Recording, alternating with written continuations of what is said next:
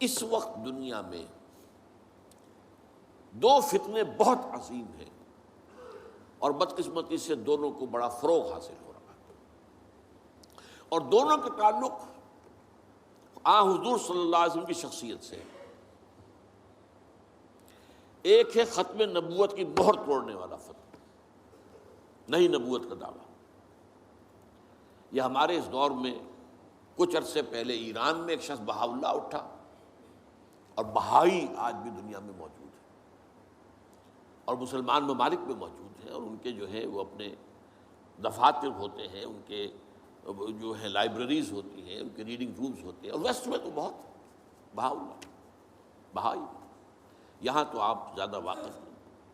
لیکن اس کے بعد جو بہت بڑا فتنہ اس وقت ہے،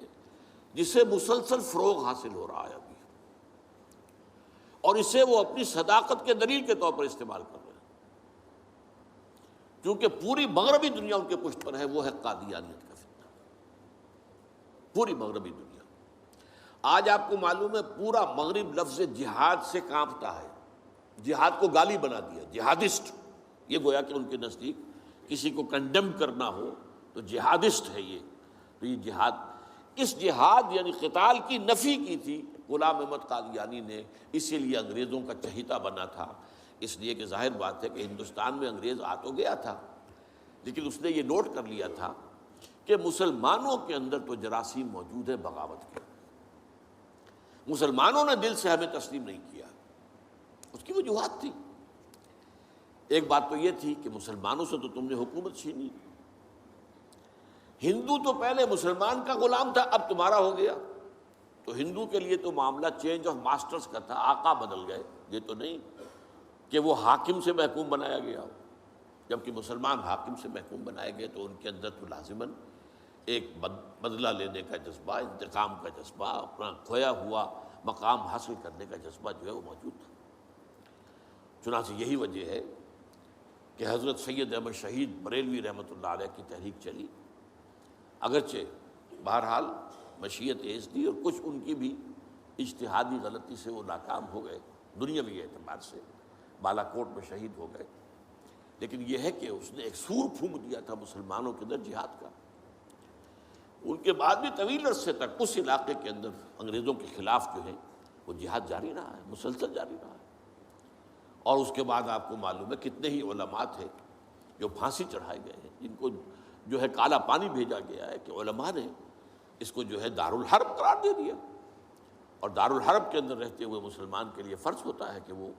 اس دارالحرب کو جو دارالاسلام بنانے کی جدوجہد کرے۔ یہی وجہ ہے کہ 20ویں صدی کے آغاز تک بھی ہمیں سراغ ملتا ہے وہ ریشمی رومال کی تحریک۔ میرے نزدیک جو 14ویں صدی ہجری کے جو مجدد تھے حضرت شیخ الہند رحمۃ اللہ علیہ اسیر مالٹا، ان کی ریشمی رومال تحریک جو تھی وہ یہی تھی، ایک تدبیر تھی، بہرحال وہ نہیں چلی، ناکام ہو گئی، یہ دوسری بات ہے۔ تدبیر یہ تھی کہ ادھر ترکوں سے کہا جائے اس وقت تک ابھی خلافت عثمانیت باقی تھی، یہ تو 1924 میں ختم ہوئی ہے، اور یہ میں بات کر رہا ہوں 1915 کی، کہ وہاں کسی کو بھیجا جائے کہ ادھر سے ترک جو ہے وہ حملہ آور افواج آئیں، اور ادھر افغانستان بھیجا جائے کسی کو، وہاں سے افغانستان سے مسلمان حملہ کریں، اور ادھر اندر سے ہم بغاوت کریں تو انگریز کو یہاں سے اٹھا کر پھینک دیں۔ لیکن بات جو تھی، پھر میں کہوں گا مشیت ایسی کا بھی معاملہ ہوتا ہے۔ حضرت شیخ الہند خود گئے تھے ترکی سے مدد لینے کے لیے، پہلے وہاں حجاز گئے، اس لیے کہ حجاز میں ابھی مدینہ منورہ میں ترک گورنر موجود تھا، ابھی جو ہے وہ شریف حسین جو تھا جس نے بغاوت کی تھی ترکوں کے خلاف، مکے پر تو اس کا قبضہ تھا، مدینے پر نہیں تھا، تو وہاں گورنر جو ہے ترکی کے خلافت عثمانیہ کے موجود تھے، ان سے ملاقات کی اور آگے جانے کا فیصلہ بھی تھا۔ لیکن اسی اثنا میں مخبری ہو گئی، اور شریف حسین والی مکہ نے، جس کی یہ نسل ابھی تک چل رہی ہے، یہ جو اردن کا بادشاہ بیٹھا ہوا، یہ اسی کا پڑ پوتا سمجھ لیجئے، یا پڑ پوتا یا سگڑ پوتا، یہ وہ نسل ہے ہاشمی، ہاشمائٹ۔ تو اس نے حضرت شیخ الہند کو گرفتار کر کے اور چاندی کی تشتری میں رکھ کر انگریز کو پیش کر دیا، یہ آپ کا باغی یہاں پر آ کر اور آپ کے خلاف سازشیں کر رہا ہے۔ اور دیکھیے انگریز انہیں کہاں لے گیا، مالٹا، میڈیٹرینین سی کا ایک جزیرہ،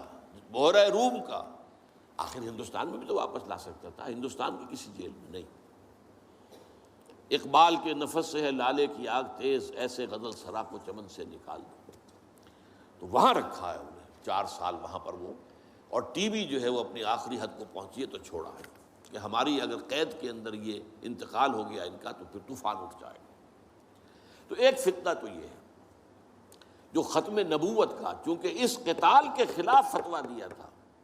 دین کے لیے حرام ہے اب دوستو قتال فی سبیل اللہ ختم ہو گیا، لہذا انگریزوں نے ان کا چہیتا بنا، ان کے فتنے آج بھی پورا ویسٹ جو ہے،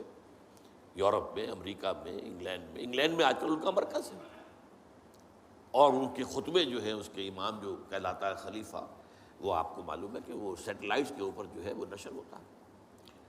دوسرا فتنہ جو ہے، جو اپنی تاثیر کے اعتبار سے اس پہلو سے اس سے بھی زیادہ خطرناک ہے کہ وہ زیادہ پھیل رہا ہے اور اس کا ادراک اور احساس نہیں ہے۔ ختم نبوت کا معاملہ تو ایسا ہے جو اتنا واضح ہے، کسی کا نبوت کا دعویٰ کرنا اتنا واضح ہے کہ ہر مسلمان سمجھ لے گا کہ واقعی وہ تو دائرہ اسلام سے خارج ہو گئے، اور جو اسے مانے وہ دائرہ اسلام سے خارج۔ چنانچہ یہ فیصلہ جو ہے ہمارے ہاں آپ کو معلوم ہے، سرکاری سطح پر، حکومتی سطح پر، ریاست کی سطح پر، پارلیمنٹ نے طے کیا کہ قادیانی خواہ وہ ربوائی ہے اصل قادیانی، خواہ وہ لاہوری ہے جو لاہوری احمدی اپنے آپ کو کہتے ہیں، وہ دونوں دائرہ اسلام سے خارج ہیں۔ لیکن یہ دوسرا فتنہ وہ ہے کہ جو اندر ہی اندر جیسے دیمک جو ہے لکڑی کو کھا جاتی ہے، ان کا یہ فتنہ ہے انکار حدیث کا فتنہ۔ قرآن مانیں گے، قرآن کو سمجھیں گے، حدیث ہاں ٹھیک ہے، حدیث اپنی جگہ ہے، اس میں اخلاقی تعلیمات جو ہیں ان کو ہم سر سے سینے سے لگائیں گے، لیکن مطاع جو ہے حضور کی ذات صرف اپنے زمانے کے لیے تھی، بات کے لیے نہیں۔ میں نے جو آج آپ کو آیات سنائی تھی، قل اطیعوا اللہ واطیعوا الرسول، اے نبی کہہ دیجئے اطاعت کرو اللہ کی اور اطاعت کرو رسول کی صلی اللہ علیہ وسلم۔ فَإِن تَوَلَّوْا، پھر اے نبی اگر یہ پیٹھ موڑ لے، فَإِنَّمَا عَلَيْهِ مَا حُمِّلَ وَعَلَيْكُمْ مَا حُمِّلْتُمْ، تو ان سے کہہ دیجئے، انہیں یہ بات بتا دیجئے کہ جو ذمہ داری ہم نے ڈالی اپنے رسول پر وہ اسی کے مسئول ہوں گے، جو ذمہ داری تم پر پڑی ہے اس کے مسئول تم ہوگے۔ وَإِن تُطِيعُوهُ تَهْتَدُوا، اور اگر تم ان کی اطاعت کرو گے تبھی تم ہدایت پر ہوگے۔ دوسرا سورۃ تغابن کی آیت میں نے آپ کو سنائی تھی، وَأَطِيعُوا اللَّهَ وَأَطِيعُوا الرَّسُولَ فَإِن تَوَلَّيْتُمْ فَإِنَّمَا عَلَىٰ رَسُولِنَا الْبَلَاغُ الْمُبِينُ، اطاعت کرو اللہ کی، اطاعت کرو رسول کی صلی اللہ علیہ وسلم۔ پھر اگر تم نے پیٹھ موڑ لی تو جان لو کہ ہمارے رسول پر تو صرف پہنچا دینے کی ذمہ داری تھی، آگے تم مسئول ہو کہ تم تک جو پہنچا دیا گیا تھا پیغام تم نے اسے قبول کیوں نہیں کیا۔ یہ جو اطاعت رسول ہے یہ دائمی ہے، یہ ایسا نہیں ہے کہ صرف حضور اس کے لیے الفاظ استعمال کر دیتے ہیں۔ وہ مرکز ملت اپنے دور میں، اپنے زمانے میں مرکز ملت تھے محمد صلی اللہ علیہ وسلم، لہٰذا امیر جماعت کی حیثیت سے، امیر ملت کی حیثیت سے ان کا حکم مانا جانا ضروری تھا۔ لیکن آئندہ تو جو بھی امیر ہوگا، جو بھی مرکز ملت ہوگا، جو بھی حکومت بنے گی، جو بھی مسلمانوں میں حاکم ہوگا، ان کی اطاعت فرض ہے۔ اور یہ فتنہ اس تیزی سے پھیلا ہے، اس تیزی سے پھیلا ہے، اس لیے کہ شریعت کی بہت سی پابندیاں ان لوگوں نے اسی حوالے سے حدیث کو اٹھا کر پھینک دیا۔ پردہ کوئی شے نہیں ہے، کوئی خاص شے نہیں ہے، پردہ جو ہے یہ تو ایک خاص دور کا کلچر تھا بس۔ اب قرآن مجید کی آیات کی جو ہے وہ غلط تعویلیں کر رہے ہیں، ترجمے غلط کر رہے ہیں۔ اب عام آدمی جو ہے، عام جدید تعلیم یافتہ آدمی جو ہے، اسے کہاں عربی کا پتہ ہے، وہ اسے کہاں پتہ چلتا ہے کہ یہ جو آیت کا ترجمہ کیا جا رہا ہے یہ غلط کیا جا رہا ہے، ٹیڑھا کیا جا رہا ہے۔ یہی آیات کے ترجمے میں تحریف قادیانیوں نے کی ہے۔ ان کا ایک عام مبلغ اور ان کے زیر اثر کوئی شخص آئے آپ سے بات کرے، آپ ہکا بکا رہ جائیں گے، وہ آیتوں پر آیتیں پیش کرے گا، لیکن ترجمے اس کے غلط کر رہے ہیں۔ آخر وہی آیتیں ہیں جو 1400 برس تھے مسلمان جو ہیں صحابہ سے لے کر اور ہمارے دور تک علماء پڑھتے آئے ہیں، ان کا ترجمہ انہوں نے کیا۔ تو یہاں پر بھی یہ ہے کہ وہ تعویلیں غلط کرتے ہیں، اور ایسی ایسی تعویلیں کہ ذرا سے بھی عقل اگر ہوتا کیا ہے، انسان کی مت ماری جاتی ہے۔ کسی خاص معاملے میں آپ کسی شخص سے متاثر ہو گئے، اب اس کی ہر بات آپ قبول کرتے جائیں گے، اس پر جو ہے تنقیدی نگاہ نہیں ڈالیں گے، یہ کمزوری ہے۔ چنانچہ ایسی ایسی تعویلیں بھی ہیں کہ یہ قرآن مجید میں جو آیا ہے کہ چور مرد ہو یا عورت ہو کے ہاتھ کاٹ دیے جائیں، اس کا مطلب ہاتھ کاٹنا نہیں ہے، تو مولویوں نے خامخواہ غلط بات سمجھی ہے، تو بڑا وحشیانہ فعل ہے۔ اس کا مطلب یہ ہے ہاتھ کاٹ دو، جیسے کہ کبھی والدین کہتے ہیں اپنے بیٹے، بیٹے تم نے تو ہمارے ہاتھ کاٹ دیے، یعنی کوئی معاملہ ایسا ہے کہ تم نے ایسی بات کر دی ہے کہ اب ہمارے پاس کچھ نہیں رہا، کوئی چارہ کاری نہیں، تو گویا کہ تم نے ہمارے ہاتھ کاٹ دیے۔ تو ایسا معاشرہ پیدا کر دو کہ چوری کی ضرورت ہی نہ ہو، بس یہ ہے ہاتھ کاٹ دینا، معاذ اللہ۔ حالانکہ قرآن مجید اس کے بعد کہتا ہے جزاء لما کسبا نکالا من اللہ، یہ جو سزا ہے اللہ کی طرف سے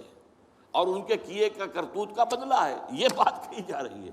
تو یہ جو ہے ایسا نظام قائم کر دینا، یہ کوئی سزا ہے، یہ کوئی عبرت کی بات ہے، یہ تو بہت اچھی بات ہے۔ لیکن یہ کہ وہ لوگ جو پرویز غلام احمد پرویز، عجیب بات یہ ہے کہ پنجاب نے یہ دو غلام احمد پیدا کیے، غلام احمد قادیانی، غلام احمد پرویز، ایک نے مہر ختم نبوت کو توڑا اور ایک نے حدیث کے بارے میں اور مستقل طور پر سنت رسول کو شریعت کے بنیاد ہونے کی حیثیت سے چیلنج کر دیا۔ اور یہ فتنہ میں آپ سے عرض کر رہا ہوں، آج چونکہ جیسے قادیانیوں کو پوری مغرب کی سپورٹ ہے، ایسے اس فتنے کو بھی، کیونکہ وہ کلیش آف سویلائزیشن میں اسلامی تہذیب کو ختم کرنے کے درپے ہو گئے ہیں، اور اسلامی تہذیب کا اور شریعت کا دار و مدار اکثر و بیشتر تو حدیث پر ہے، سنت پر ہے،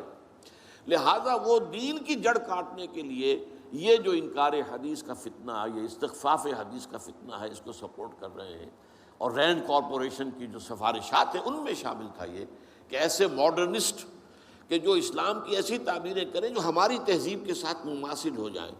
تو ان کو سپورٹ کیا جائے اور انہیں خاص طور پر الیکٹرانک میڈیا پر انہیں ایکسپوجر دیا جائے، اور آج یہ ہو رہا ہے پاکستان میں بڑے پیمانے پر۔ تو یہ جو ہے اس اعتبار سے آج زیادہ ضرورت ہے کہ ہم حدیث نبوی کا مطالعہ کریں، تاکہ اس کی عظمت جو ہے وہ ہمارے دلوں میں جاگزیں ہو جائے، اور حضور صلی اللہ علیہ وسلم کے ساتھ ایک محبت کا اشتوا جو ہے رشتہ مضبوط ہو جائے۔